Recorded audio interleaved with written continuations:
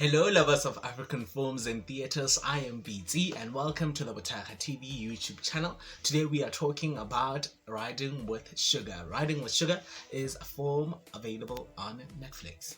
Riding with Sugar has various cast members such as Charles Mnene, Hakeem Kai Kazim, Simona Brown, who's also a lead in Behind Her Eyes, Gedmo Sitole, Hlayani Mabasa, Baba Lokosa, Nero Mohenga, Lee Komango, Brandon Daniels, Lee Brambridge, and Akino Motoso, to mention a few. Recommendation of the week is a Kenyan Showmax original named Crime and Justice. We will be talking about it after we drop Riding with Sugar. So Riding with Sugar.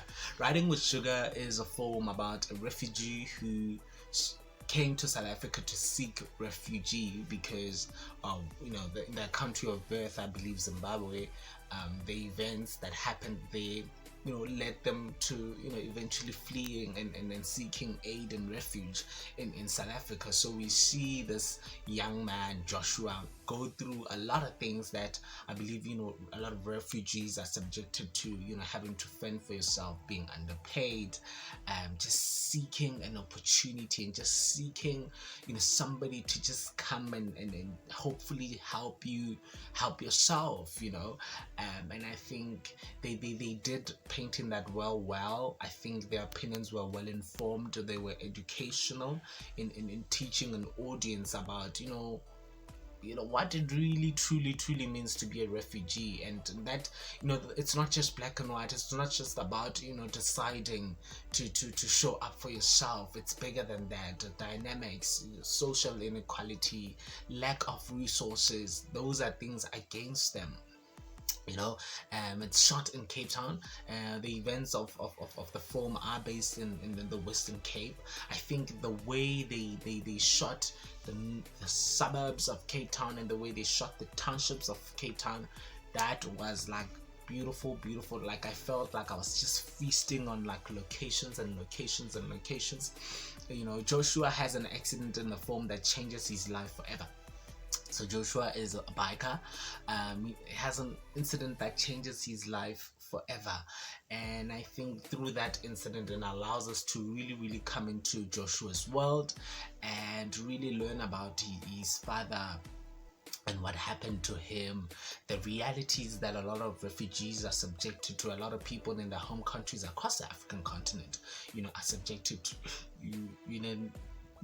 You will pause and just take it in, because sometimes it can be too much, but I think it's a very necessary movie, and I think the way it was done, and it's not a political film, it's not a political film, it's just a film that explores a lot of themes, rather. Politics, yes, romance, love, friendship, brotherhood. Those are some of the things that you can take away out of this film. And you have this Joshua character who meets Mambo, who changes his life forever, also comes as somebody who rescues, and I think for a long time you're just rooting for the Joshua character and the events that are happening. Oh, Mambo is doing this, Mambo is doing it, and you're going through this ride, like, wow, oh my god, somebody's changing the world. Yeah. And then next thing they dribble you, like, what has been happening?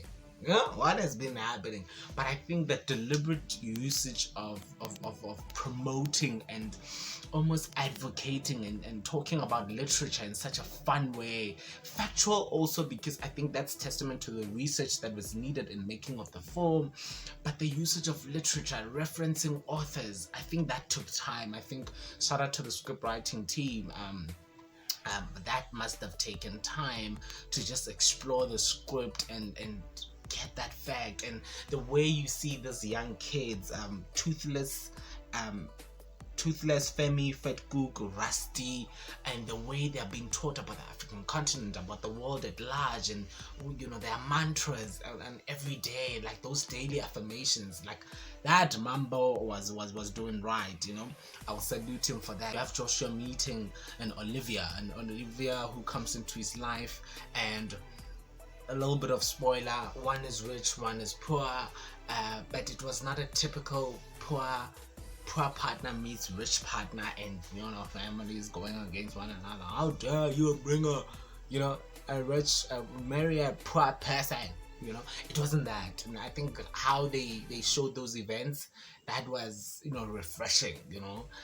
That people could see one another for being human, and I think that's what Olivia saw in Joshua, and vice versa, and they allowed, they weren't like sensationalized events between the two of them, like unnecessary things. When somebody's poor and the other one is rich, and it's just unnecessary. It was just, if it was conflict, it was just conflict because the parents are not pleased. It wasn't because of Joshua's financial status or status in society generally. And in as much as like you're rooting for this character to win, you're rooting for the friendship and the beautiful fatherhood, a relationship between Mambo and Joshua, it breaks your hearts at some point and you end up hating. And I don't know, as a viewer, like, are they teaching us that nothing is for free in this world? Joshua joining this Mambo family and eventually getting into work, and him working for his money, working for his worth, together with the boys, Rusty, Fetku, Femi, and just how they are just waking up and showing up for themselves. And I think that was like a nice teachable moment. I think I did speak about how it was shot in different township and the township in the northern parts of Cape Town. They also did something towards the end, like usage of flashbacks. Like at some point, Joshua always having flashbacks of where he comes from was almost a weakness, and I felt like at some point it became a strength to him. Him thinking about all those things was now motivating and being fuel for him. I will also then have a disclaimer, like I think whenever it is that I look at other reviews and reviewers, they speak a lot about like being technical with like camera work and the focus was doing what. I'm not well informed about that part of making film and making cinema, so I cannot really comment much about it, because I will say it looked good. I mean, the drone was there, and then next thing there I need to find out somebody's like, no, it wasn't done right. So I usually talk about story, maybe because I'm a writer, and also just how a film made me feel as a typical audience member, as a typical viewer, and it felt, when I was watching, I felt like I needed to watch this film in cinema. I really deserved to watch this film in cinema and sit down with some fresh popcorn and some people, someone annoying us with noise, but just I don't know, it would have felt amazing if this was in cinema. It felt like it was made for cinema, which is beautiful, but it brought the cinema inside my home on my little device, and I think that's all we have to say about Riding with Sugar, available on Netflix. Please go check it out. Thank you so much for watching African Films and Theatres on bothakgatv. Please honor us by subscribing, sharing and liking.